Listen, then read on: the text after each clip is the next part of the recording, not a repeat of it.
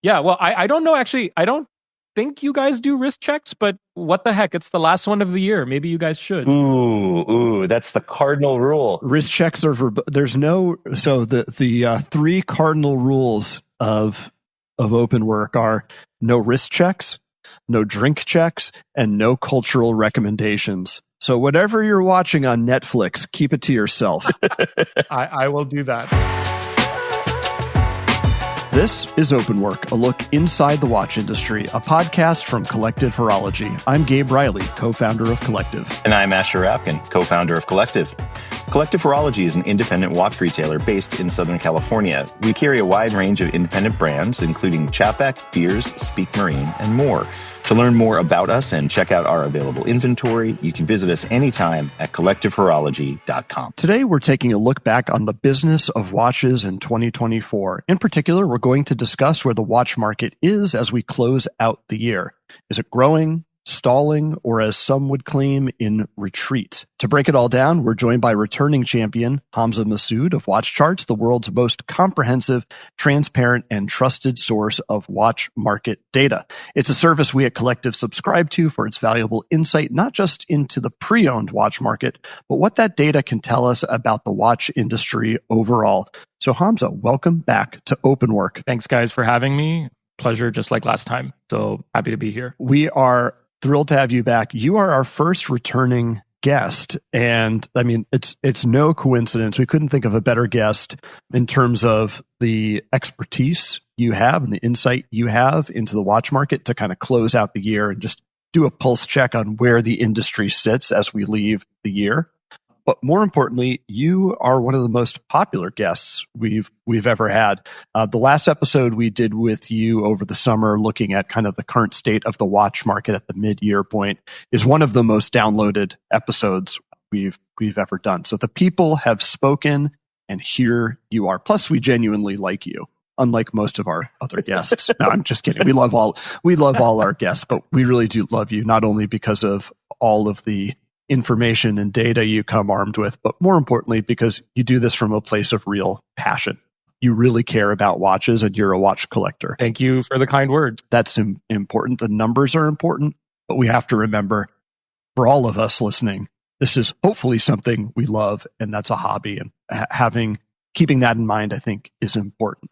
So look, I want to start before we get into kind of where the watch market is with probably a question that's a bit more technical in nature, but I think is really important because on our last episode we did with you, this was the number one bit of feedback that came back to us after the episode. A lot of people emailed and commented on social media as well, saying, I'd love to understand more about the sources of data that WatchCharts is using. And I think it's important to ground ourselves in that because everything we talk about really going forward is really going to be informed by the data that WatchCharts has. So I think let's just start with what data WatchCharts uses to inform the perspective you guys have on the market. Like, what are you looking at? And from there, then we can discuss kind of the big picture of where things stand. Sure. So I think it helps to sort of ground that discussion in our company mission, which is to drive transparency into the secondary market for collectors and enthusiasts like ourselves. And then, of course, also for brands and retailers, both on the primary and the secondary market. We believe deeply, strongly that a more transparent market in the long run is better for everyone.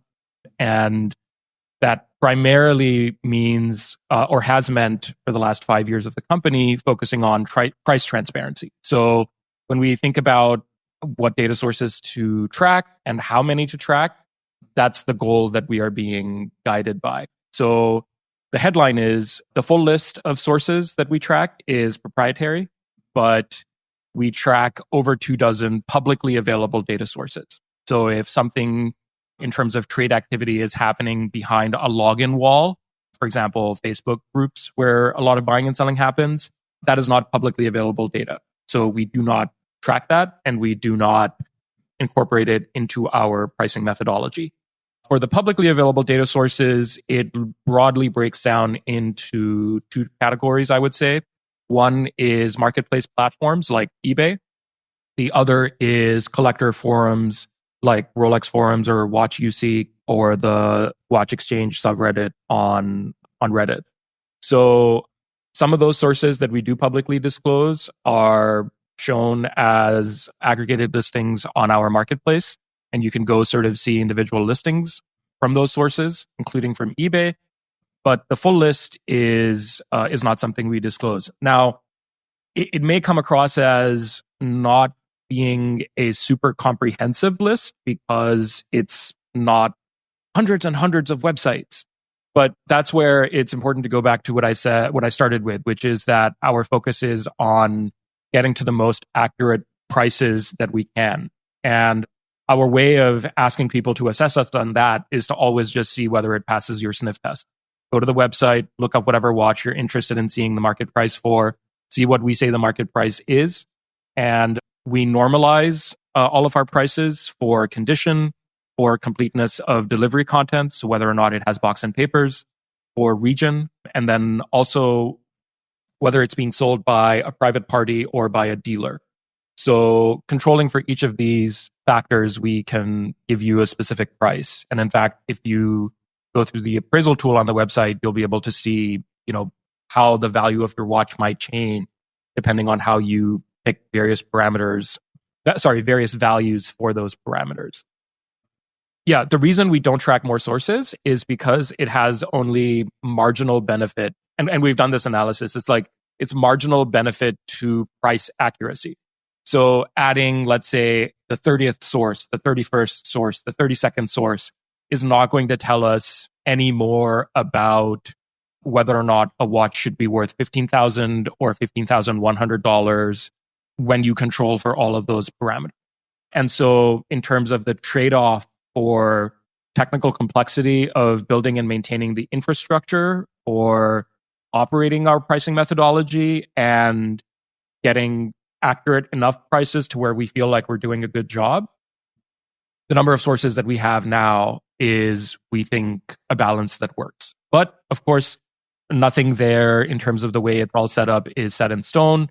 So if we ever found that we were either inaccurately tracking some segment of the market or missing some critical source for a specific subset of brands or something like that, I think we would definitely, react to that sort of input and update the sources that we track.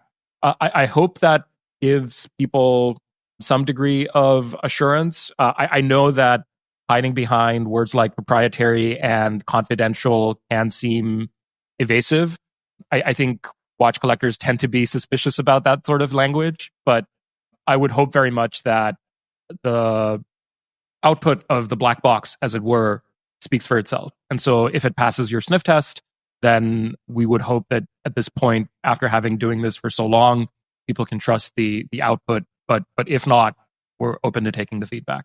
Here's an interesting question, and this is super dorky, but if we really summarize Heisenberg's uncertainty principle, right, it suggests that the act of watching something fundamentally changes it. So I guess a question for you that I've always wondered is, if somebody looks at aggregate data of a watch price or watch value, and then they price their watch based on that, is that a snake eating its tail? Like, is that, can a watch never gain traction or hypothetically lose traction because everybody is pegging to the same expected result because we're all watching it? We can all be watching it, but supply and demand are dynamic. And added information obviously impacts that. I wouldn't say that we've had no impact on the market in the last 5 years, but I don't think that price transparency means price stasis, which I think is what you're sort of alluding to. Yeah. It's just based on price and demand. So if, let's say, you see a 116500 selling for, I don't know, $20,000, right? At $20,000, there's maybe more buyers for that watch than there are at $21,000. So all of a sudden, a lot of people, if the price drops to $20,000, or if dealers start listing those watches at $20,000, will start buying. If enough people start buying, that demand starts outstripping supply, dealers will react to that. People who are listing watches for sale will react to that, and prices will go back up. So I think transparency in and of itself does not mean that everyone is suddenly operating with perfect information.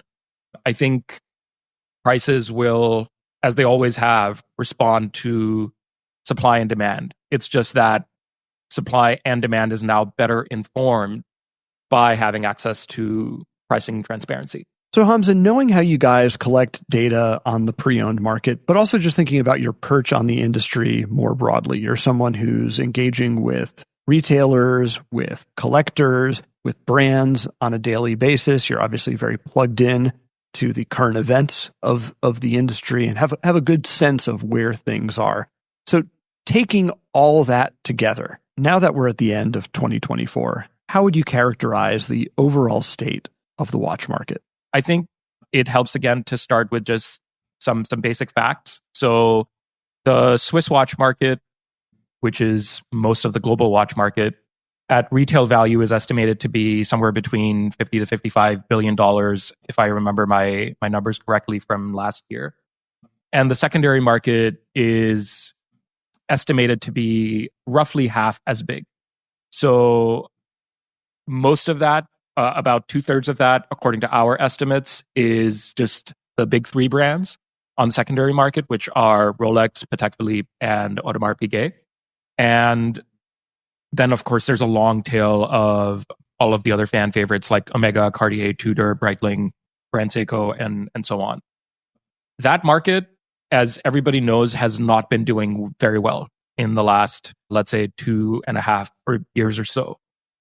If you go and look at some of the longer term index trends on our website, you'll see that Rolex, for example, I think it is at more than a 3-year low. Patek Philippe is similarly, and AP and a lot of these other hyped brands similarly are shedding not just all of the appreciation and value that they experience as a consequence of the pandemic and quarantine fueled hype spending, but is even giving up some of the gains of the few years preceding that, when the market was starting to sort of come into its own. This is back in the heady days of the Paul Newman Daytona auction result, which at the time was a record setter. The launch of the original Black Bay 58, Hodinkee sort of being the red giant in the world of online watch media, Instagram Flex really being something that was being discovered for the first time and was not quite as perhaps yuck or played out as it now sometimes feels to be. That was a space where, coming out of the 2008-2009 recession, the market had sort of been steadily climbing, and then in the latter half of the 2010s picked up pace, and sort of prices were appreciating much more quickly than they had in the period preceding that. And even at that time, people were saying, from what I can recall, that a lot of the hype and a lot of the interest and a lot of the frenzy, frankly, feels like it's not sustainable. And I think the longer term decline now that we've been seeing for the last 2.5 years is sort of evidence of that, which is that there's a certain amount of interest in watches overall, which is based on the demand that can be ginned up by retailers, by the watch media, by collector groups, by just bringing new people into the hobby, by retaining people who've been interested in buying, let's say, a watch or two to then sort of continue with their third, fourth, fifth, and sixth purchase and beyond, or if not that, at least keep cycling through additional purchases. There's a certain size of that audience, and on the primary market, the remarkable fact is the output of the Swiss watch industry has halved in terms of number of units in the last decade. So when you think about it like that, and then also combine it with the fact of the decline in the secondary market, I think the industry definitely has a lot to be worried about in terms of whether it can compete at every price point, in every product category, and continue to have the industry grow. But then again, that trend has historically, over the longer term, so when we look at decades of data perhaps, of which there is not much, so some of it is anecdotal, the demand is cyclical. Watches become trendy, they become hyped, they become popular, they become sort of part of the zeitgeist, part of the cultural conversation even, and everybody wants to know what their favorite celebrity is wearing. And then at some point that stops being the thing that people are interested in.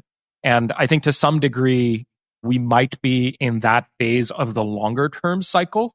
But the good thing about cycles, of course, is that they, repeat. So it's always darkest before the dawn, and then the dawn does come. So I think over the long term, the fundamentals of the industry suggest that demand will come back. But certainly when you look at everything around you, and at this point, I'm speaking not just based on the data, but also just based on the conversations I have with collectors, with other people that I speak with in the industry, my personal take on it is it just feels like we're in a low ebb of that longer term cycle. Are we at the bottom? I don't know. Are we close to it? I would like to believe yes, because I think what comes after that is what's interesting. It's always when things feel like people are unhappy with them that you have the seeds of change being sown and everybody trying to do better, trying to do something different. That means new retail concepts, that means new products, that means new voices in the watch media space, that means, hopefully new services like WatchCharts or, other sorts of ancillary experiences or services in the industry that move the needle for everybody in more fundamental or profound ways that then make it worthwhile for an even larger audience to come back. So it's a very long-winded sort of way of saying, I don't think that over the long term, we're in a great place in the cycle, but that doesn't mean that it's not going to change at some point. There's an interesting rhetorical point that I saw in Business of Fashion. I think it was in October, November. I found the quote here. It's a gentleman who works in a senior role at Chanel, a guy named Frédéric Granger.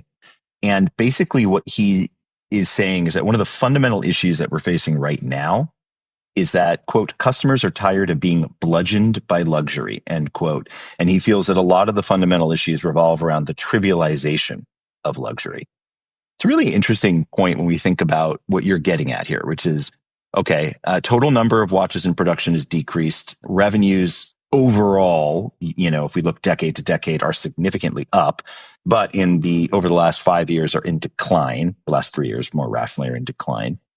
And part of that, I think, can be encapsulated, at least in this perspective, in the way that Mr. Granger is referring to it, right? That in essence, not only do some customers feel like just fatigued, they may also feel that luxury isn't feeling very luxurious if it's putting pressure on your life, or it's creating anxiety, or it's not fun, right? And we've heard, fun might be the wrong word, it's not enjoyable. And we've heard this in the market, certainly, that some people feel that their interactions with brands, or that their interactions, with points of sale of various different types are not enjoyable. And they're the worst part of owning a watch. And I wonder, as we look at some of this, if whether it's the trivialization or bludgeoned or whatever metaphor you want to use, this feeling of just extraordinary fatigue from this industry is a significant component in the decline that we've seen in revenues. And this, just to continue the point for a second, does relate to another data point that Gabe unearthed, which is when we look at things like the Watches of Switzerland quarterly report, we do see decrease in net revenue, largely due to product mix, which is essentially insinuating that things like Rolex CPO, which is generating lots of gross revenue, is spinning off much lower amounts of net revenue. And if we play out what the gentleman from Chanel was saying, people are basically saying, I'm going to eschew a lot of what I might have traditionally looked for in experience for better pricing. And that is therefore putting significant and negative pressure on the industry, because sure, they're selling things, but they're selling things for less in terms of what they actually take home on that. Because remember, Rolex makes nothing really on that initiative, and dealers similarly. Yeah, but no one's getting the lowest price on Rolex CPO. And Hamza has the data on this, but a lot of the desirable Rolex steel references the things that are generally in the CPO case are selling for over retail. Okay, so let me rephrase that. Maybe they're not looking for the lowest price; they're looking for the most expedient path. Yeah, it's for CPO. I think. I mean, my long-term outlook personally on CPO is that over the next decade, it will fundamentally transform really the Rolex secondary market, and we can talk about that more when we come to CPO specifically. But I think to your broader point about just fatigue with luxury in the U.S. market, consumers are beaten down by price increases and persistent inflation from the last few years.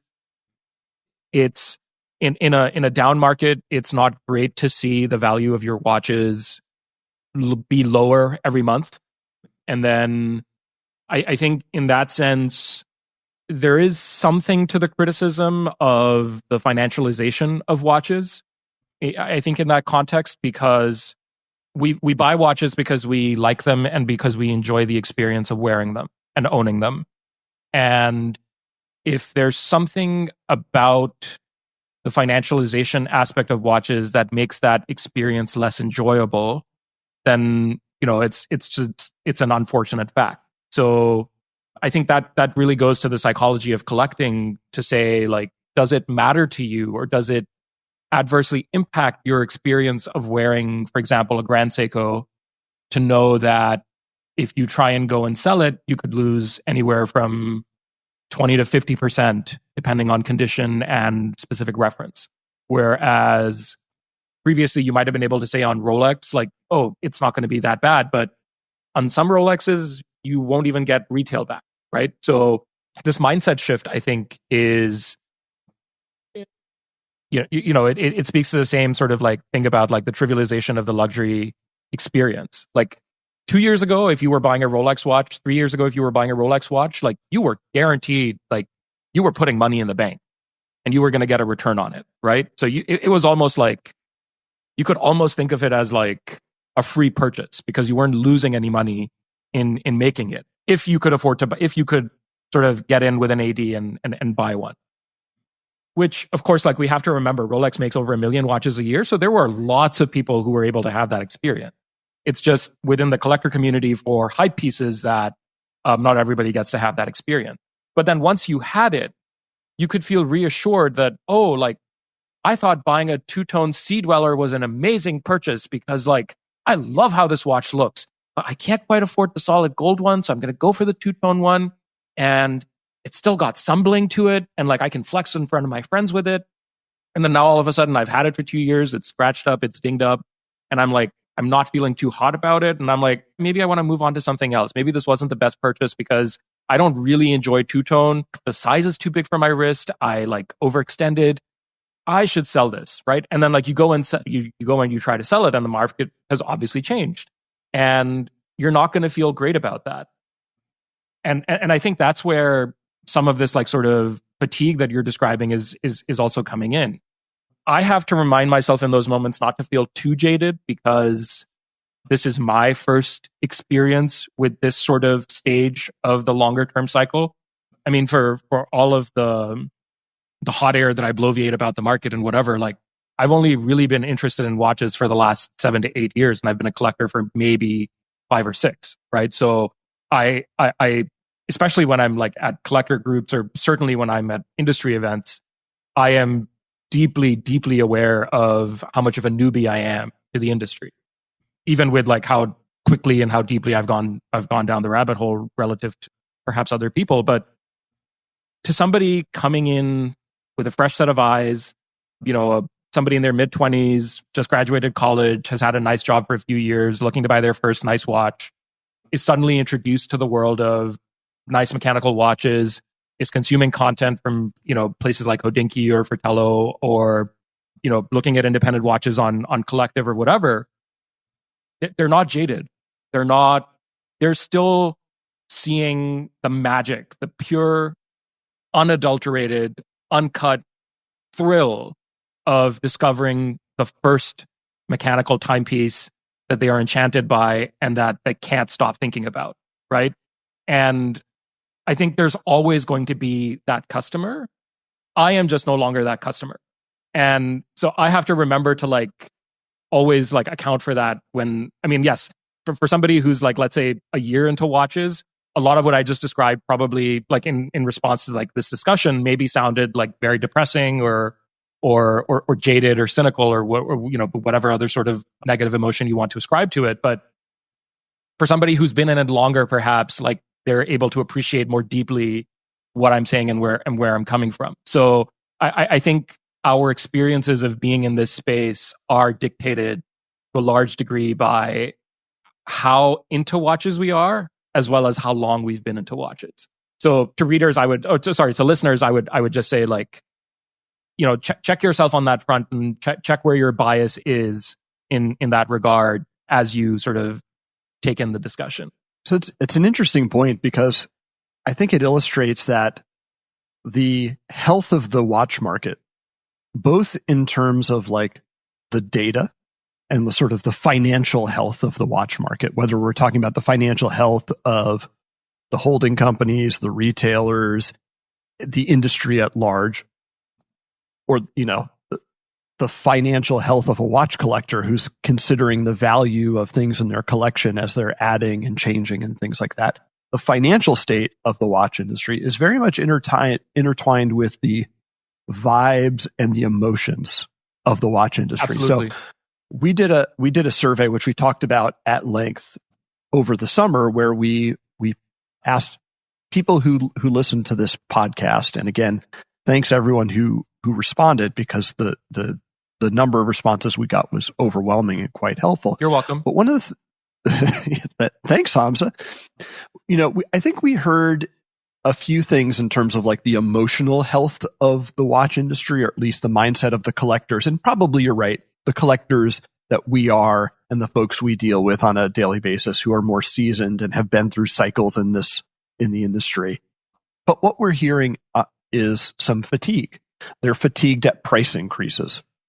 They're not necessarily fatigued, but maybe a bit bored. They're looking for brands to be a little bit more creative and to take more creative risk, which I think the other side of that coin is like, I feel that the risk taking in the watch industry has gotten a bit stale, or the industry has gotten stuck in its cow tracks. All those things sort of come together to create a general vibe. Now, what I do think was interesting in that survey is like, yes, I think you're right. We're at a moment where sometimes, at least to us, and when you look at the numbers, it can feel like the industry is in a downswing.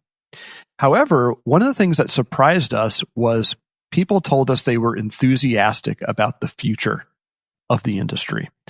And this gets back to your point of it's always darkest before the dawn. So I'd like to say, I'd like to ask, like, are there things you're seeing in the market? And Asher, I'm curious for your perspective on this as well. Are we seeing any signs that maybe there is a shift in momentum coming? Not just in terms of like the vibes that people feel about watches and watch collecting, but in terms of the data in the industry itself. And I'll give an anecdotal example from Collective. We have had an incredibly strong second half of the year. Admittedly, the first half of this year was in line with where we were the year before, but we weren't really seeing much in the way of growth. And for any business, that's frustrating. Every business wants to grow and plans to grow. And we were very much seeing in our business and feeling a little bit of the consumer fatigue in the industry. Now, granted, we're in a very different corner of the industry. We focus only on independent watches, which is hard to track from a data standpoint. Small independent brands are not reporting. They're not publicly traded companies. When it comes to the big retailers who do report publicly, independent brands are a small and probably insignificant part of their revenue mix and all that. But what we were seeing was in line with the industry overall. Something changed over the summer.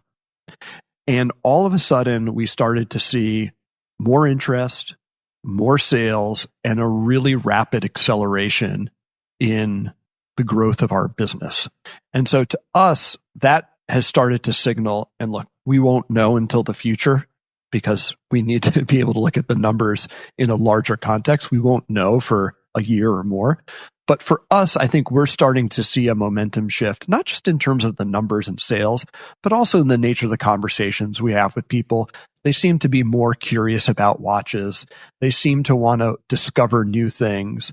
They do seem to want to invest in creativity and risk taking rather than just talking about it and saying they're wanting it. People are voting with their pocketbooks or their wallets, so to speak. So I think in our own business, we are starting to see a shift in the tide. And I'm wondering, in the pre-owned market or in the industry more broadly, are you guys seeing any signs that maybe there is a shift in the tide and the nature of the industry? Yeah. So it's interesting for me to think about, like, if I could have chosen when to become a watch enthusiast, I feel like now would have been a better time to jump in than perhaps when I did 6 or 7 years ago. Because it feels like we're close to the bottom, and it's like whatever wave comes next. And of course, I believe very strongly that there, in the long term, there will be. I would, as a collector, as an enthusiast, get to ride that rather than having had to spend the last 3 years, observing the market and seeing the numbers in the red every month. We publish a monthly market update for our subscribers, and then also on our website, where we just summarize the high-level movements in market prices over the preceding month. And there were literally times, I think last year, where I ended up like putting in sentences like, I wish we had better news to share. I wish we had better numbers to show you instead of reporting yet another month of pricing. So in that sense, I think if you're coming into watch collecting now, or if you feel like you have the capital to play around, I don't know that there's been a better time certainly in the last, like, let's say 4 to 5 years than now, to dedicate a bunch of capital to go out, buy a bunch of watches, cycle through a bunch of stuff, learn about your tastes, experience a bunch of different brands, and see what speaks to you, learn about what your tastes are as a collector, what you care about in watches, and get a real hands-on education, right? There's this concept that I remember Mark Cho talking about, which I think comes from like a Chinese saying about paying your school fees, right? I think it is much cheaper to go to school now than at any point in the last 5 years. So in that sense, as a collector, I think that's what it means when we say it's a buyer's market, right? Like, now is a good time, if you have the capital to allocate, to get in and learn more about this hobby experientially by buying and owning these watches. The overall state of the market and where it goes, I think we generally shy away from making forward-looking statements. And there's sort of 2 reasons for that. The main sort of like the party line on it is like, nobody knows the future, and we could make a prediction and take a best guess, but it will be a guess. And there will be some assumptions built into it that may or may not turn out to be true.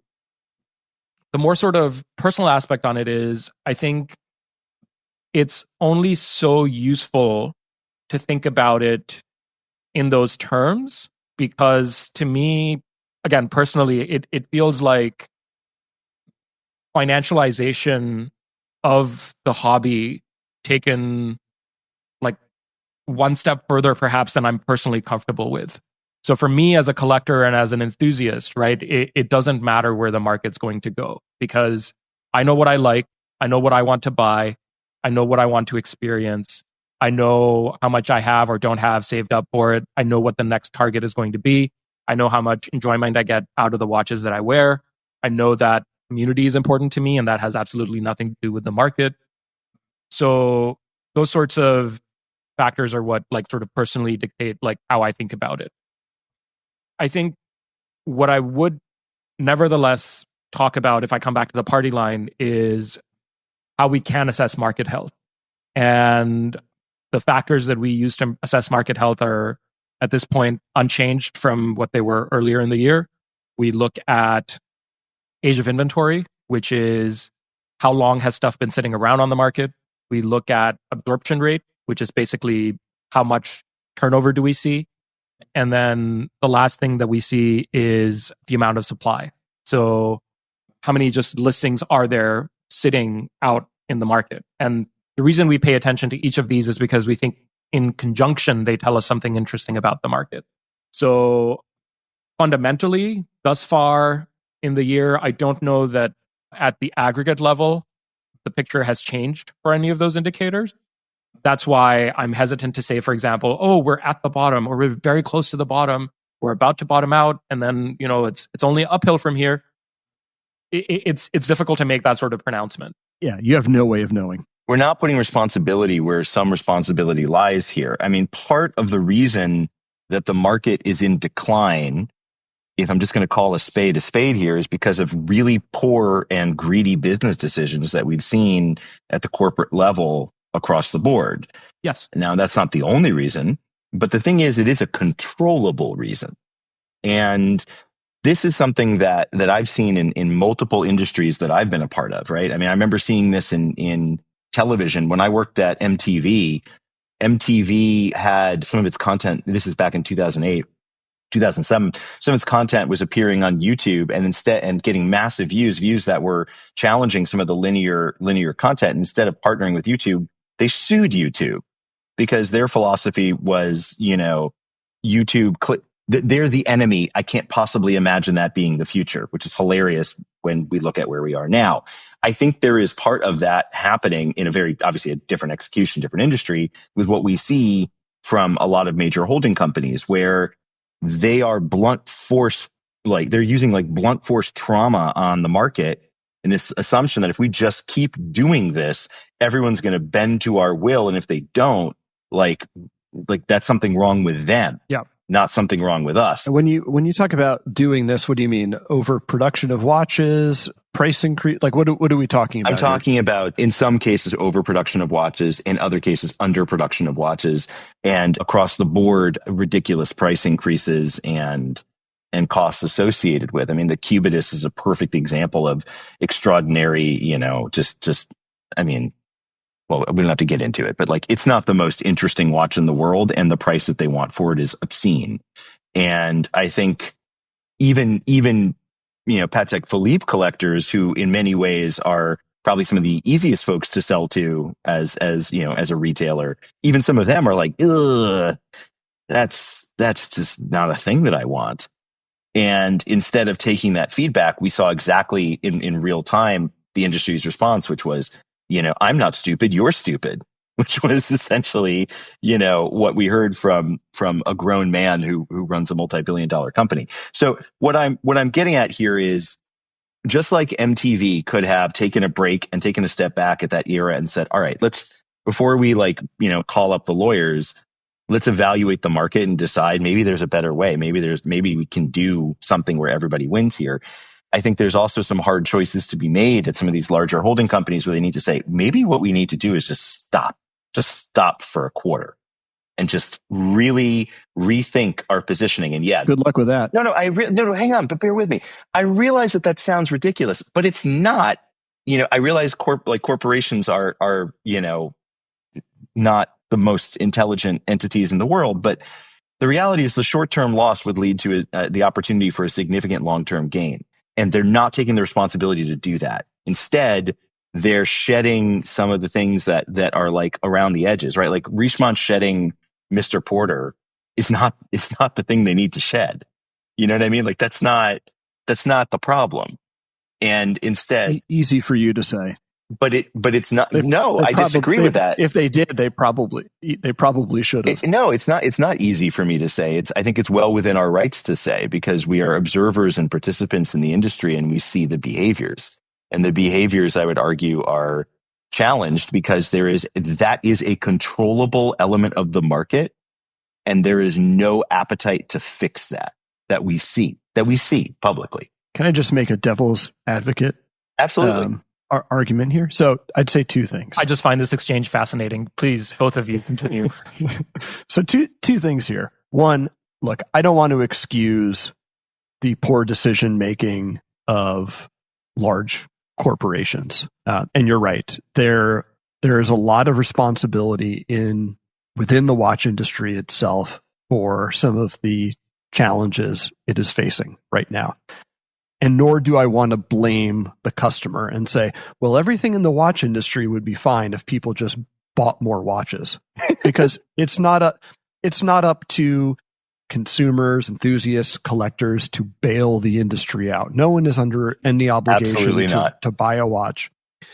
But I do think having a healthy, profitable watch industry is an important thing, because we all fundamentally want there to be a watch industry, right? We love this stuff. And now, whether we're talking about micro brands, small independent brands, or large brands, we generally want them to be around. We want interesting watches to be around.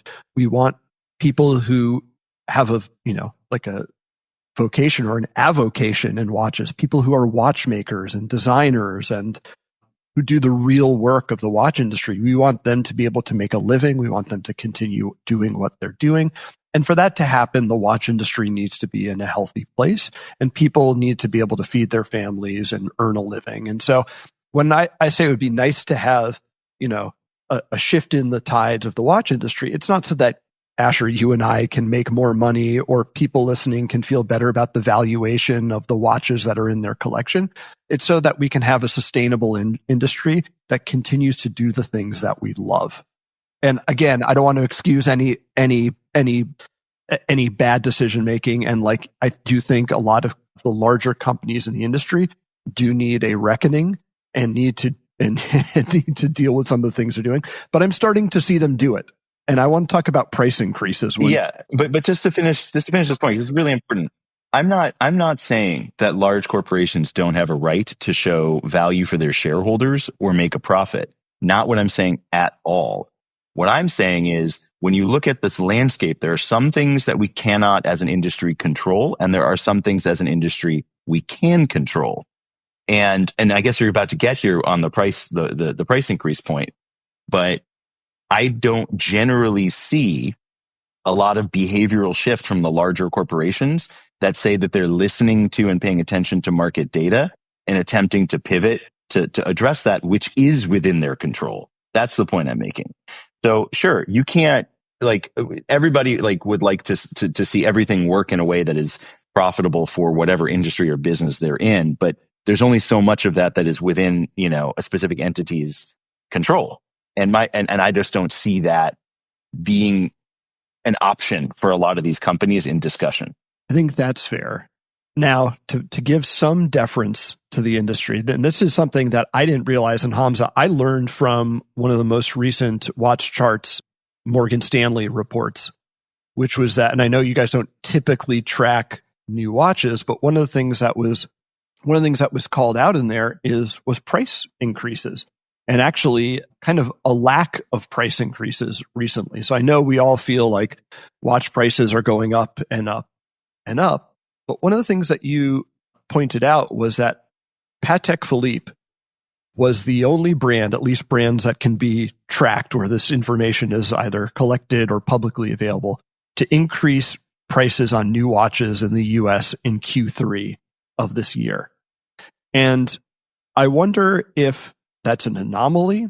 I wonder if we think the watch brands are getting the message. Asher, like I said, we certainly heard loud and clear, and this is feedback we also shared with the brands with whom we work, that there was real fatigue over watch price increases.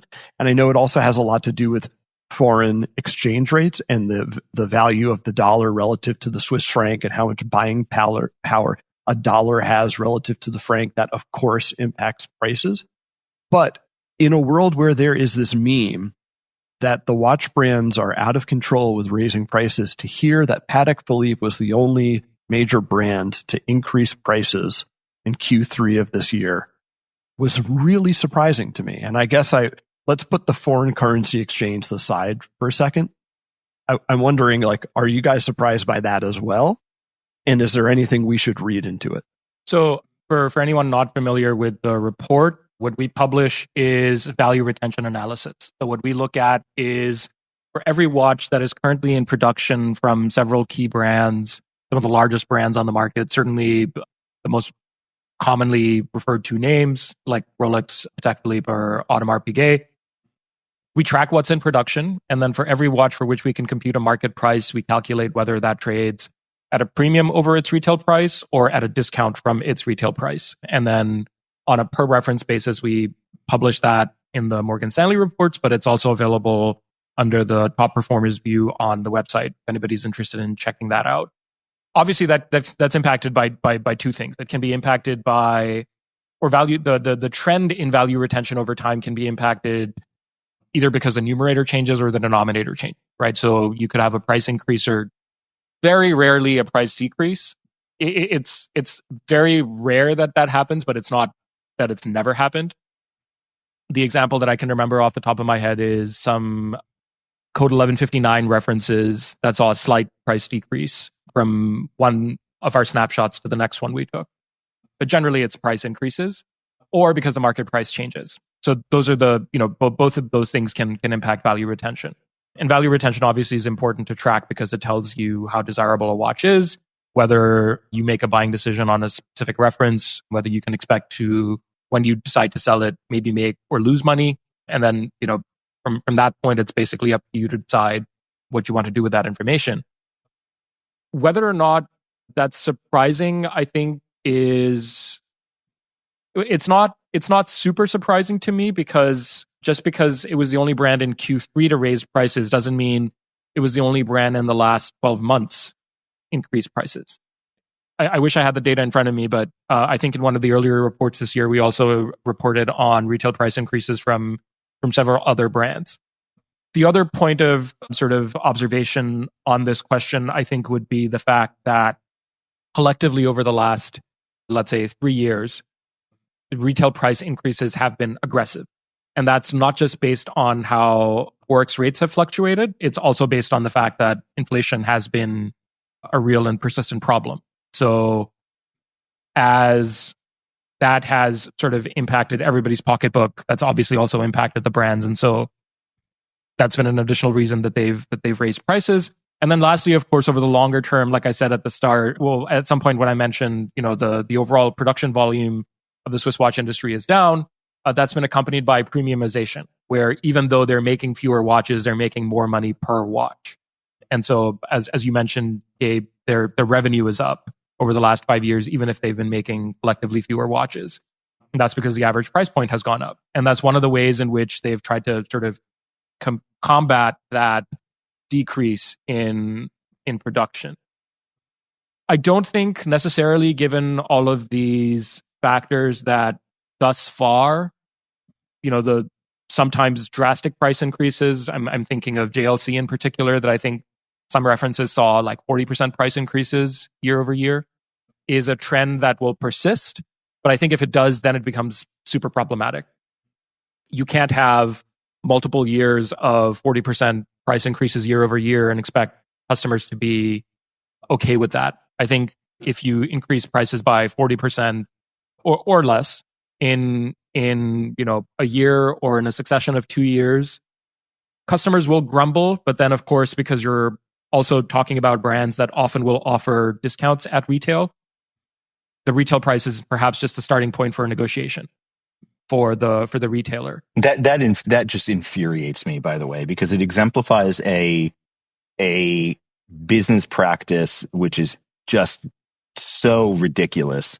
Which is essentially, well, we're going to increase our price. We're going to get whatever that increase is, but the dealer is going to have to, quote unquote, negotiate, which will, of course, affect the overall brand equity of a brand. Yep. Right. So like there is a negative impact on that is cumulative over time. Yes. And it, of course, forces the and obviously I'm biased as a retailer, but it forces the retailer to absorb the frustration of the client financially in order to meet the growing financial hunger of the larger company. And I'm not talking here about the dealer is the person who's left to accept the reality of what price level is rational for the brand, not the brand itself. Because of course, Asher, as you're pointing out, regardless of what the dealer sells the watch for, the retailer buys the watch from the brand at the same wholesale cost.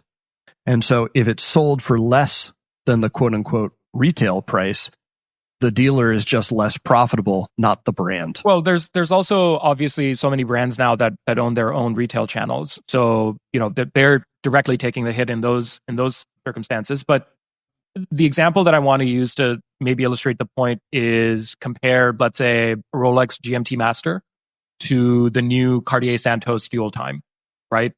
The Rolex at retail, I think there's a very defensible case to be made, is excellent value for money at retail. Because for the amount of money that you're paying, you're getting a watch that is Rolex, that comes with all of the technical accomplishments in the movement, that is very well made, very well finished, backed by an excellent sort of retail experience and a service experience if and when down the line you need to get the watch serviced. It will retain most of its value, and you can, in some sense, feel reassured when you are plonking down whatever it's going to be, like $12,000-$15,000 to buy one, that your money's not going to go anywhere. If you buy the Cartier Santos Dual Time, on the other hand, you're buying the Cartier name, you're buying the Santos look, but you're buying a Solida modified movement, which in no universe, for me personally, justifies the price tag, which I believe is around $8,000 to $9,000, right? That watch is going to sink on the secondary market. That prediction I do feel comfortable making, right? And if you're a consumer who buys one, I think ultimately, far be it from me to judge somebody else's aesthetic preferences or something like that, but certainly from a financial standpoint, that's not a very sound decision. But I feel okay saying that because I've bought multiple Grand Seikos and lost a lot of money on them. So in that sense, I'm not saying you're, somebody who's buying that watch is doing something that I myself have not done with several of my purchases. But you have to be going into that decision with your eyes open, fully aware of paying $9,000 for a watch which, at a comparable level of finish and mechanical complexity and all of these other things, you could probably get for half the price from a brand that maybe sits in the same tier, like a Tudor, right? In that instance, like, why that watch is priced at the point that it is, just to me personally is unfathomable. But they do it, and maybe they have customers for it at that price point, and maybe if they don't, they'll learn they won't make as many. They'll find that they have to discount them to move inventory, and that unfortunately is just the reality of selling some of these watches at retail. Not every brand is Rolex. Not every brand can sell every single watch that they make. And you do end up with stuff that ends up having to get discounted. Yeah, there's a famous industry story, and we won't name any names, of a retailer who carried a large brand from a large holding company.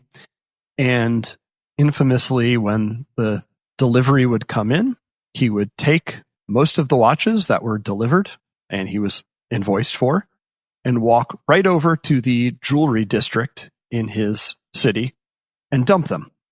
Because, of course, he was realistic about what it would take to sell those, how long they would sit in his store and depreciate, and the fact that he had an invoice from this group that was coming due within 30 days that he would need to service. And that just creates a terrible dynamic for everyone involved.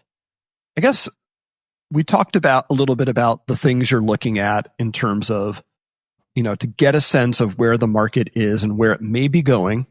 Are we starting to see some light at the end of the tunnel, or is it just another oncoming train? As far as figures like absorption rate, total supply, and days on market, those are kind of the things to look at.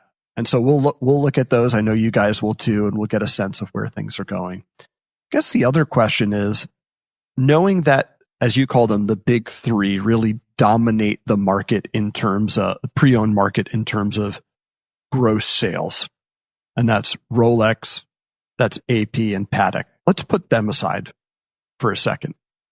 Among all the other brands and what you described as kind of the long tail of the pre-owned market, is there anything interesting or notable that stands out? Are there any brands or a brand in particular that's performing in a way that's really interesting and usual that's got your guys' attention? I think Cartier has been a highlight because they have probably had a better year than most of the other brands that might be considered comparable. There really isn't anyone else this year, I think, certainly in the past 12 months that has had a better year. But of course, we're still sort of 2 weeks away from the end of the year. Usually there is a holiday push in the second half of December, so I do want to sort of add that caveat. I think just generally in the secondary market, for the long term, I think my personal take on it is a lot of the energy will switch to certified pre-owned. Rolex kicked that off, of course, 2 years ago, but other brands we're now seeing are sort of following. So Vacheron has launched their certified pre-owned program officially, partnering with Watchfinder, which of course is also owned by Richemont. Cartier also offers certified watches, but they're not calling it certified pre-owned, curiously, yet. Also via Watchfinder. Audemars Piguet, the previous CEO, publicly stated, I believe now 2 years ago, that so this was shortly after, I think, the Rolex launch, that they were going to get into the CPO market as well. I think his estimate at the time was they would be in a year. That obviously didn't come to pass, but they have hired somebody specifically to run the CPO program for them. So they are taking this space seriously. And on the grapevine, so take this not with a pinch, but a ladle of salt, Patek is apparently, requesting feedback on doing CPO from its retailers. But I have no way of confirming whether or not that's true. So yeah, ladle or even an entire bucket of salt, according to taste. I think what that shows is that brands realize it's all ultimately just one connected market with how much the secondary market has now grown. It's no longer just the primary market and the secondary market. They need to own the messaging, the experience, the product itself, the quality of the product in the secondary market, because a customer could consider buying a new watch, or they could consider buying the same product in most cases, except for Rolex, or maybe, a bunch of pieces from Patek and AP at a discount. So if you're going to go that route with, let's say, a Vacheron, then why shouldn't Vacheron be sort of standing behind that product and offering its warranty and making the margin on the sale? And I think in that sense, and then obviously over the long term, the customer lifetime value, by controlling that customer's experience over multiple purchases and sales and trade-ins, means that you maximize revenue per customer. So it just all round makes sense. Ooh, I don't know about that. See, that to me, and this is a whole other conversation, which I'd love to get into about CPO in general. But I think in many cases, you're minimizing the revenue for that customer. Because if a customer let's say you have a customer who has $50,000 to spend, and they decide to spend that $50,000 on this well, actually, let's just look at reality. Like something that exists now, like on a Rolex, right? A CPO. The margins on those CPO Rolexes are markedly lower than the margins on the new inventory that are being bought. Perhaps that inventory might be more abundant, so you can make an argument and say you wouldn't have been able to capture that revenue in the first place. But the investment in the watch initially by the dealer is significantly higher, as is the cost of doing business around it. So you may have a client with $50,000 that, you end up getting a much smaller percentage of as a brand or a dealer or what have you that's selling CPO watches is over time. And that client, that's still $50,000. The absolute sum doesn't change, but the industry's ability to capitalize on it is significantly decreased. Now you can make a counter argument to that and say, sure, okay, fine. But now you just brought somebody into the Rolex or Patek or AP or VC or whatever family. And maybe now that they realize how awesome the watches are, then they'll start buying new ones too. That is not an unreasonable assumption, but I think it is a challenging and slippery slope, because you then have to say, okay, fine. So are we going to start saying that CPO watches now count towards, building relationships with brands within their own branded boutiques? So now I bought 3 certified pre-owned Vacherons at, half the overall margin I should qualify for an overseas new now, right? Yes. Well, I think, Hamza, you're correct. And I agree with you. I'm just saying, I don't know if that's how folks look at it. I think, and I know those dealers think about it differently.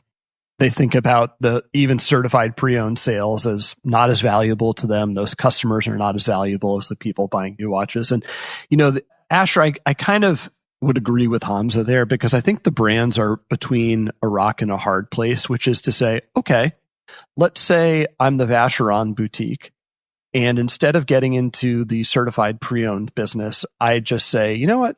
I'd rather just sell that customer looking for that watch a new watch, because I get greater margin on it. Well, that means I have to produce that additional new watch.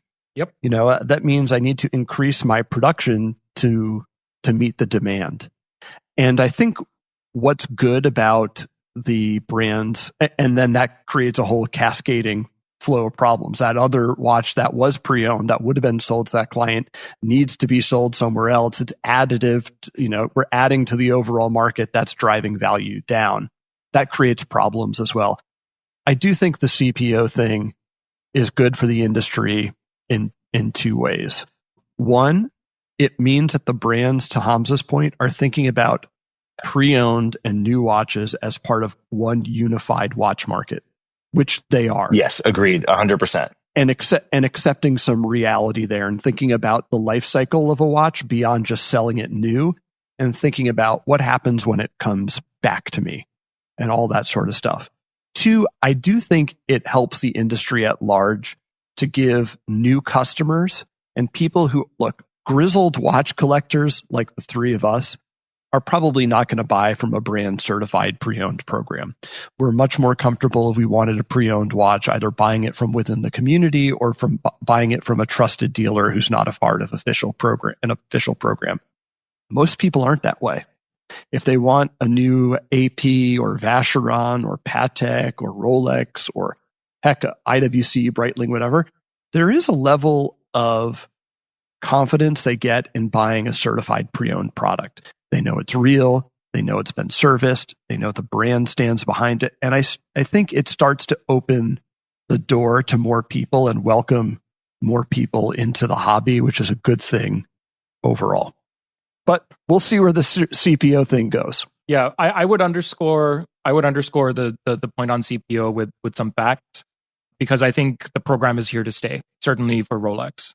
There have been, and we do track this market closely, because we believe over the long term it's only going to grow. Rolex globally has something like 1,400, 1,500 doors where they sell Rolex. That's across 700, 750 ADs. 101 of them have already joined the CPO program in the last 2 years. They have collectively sold over, in the last year, 20,000 watches at CPO.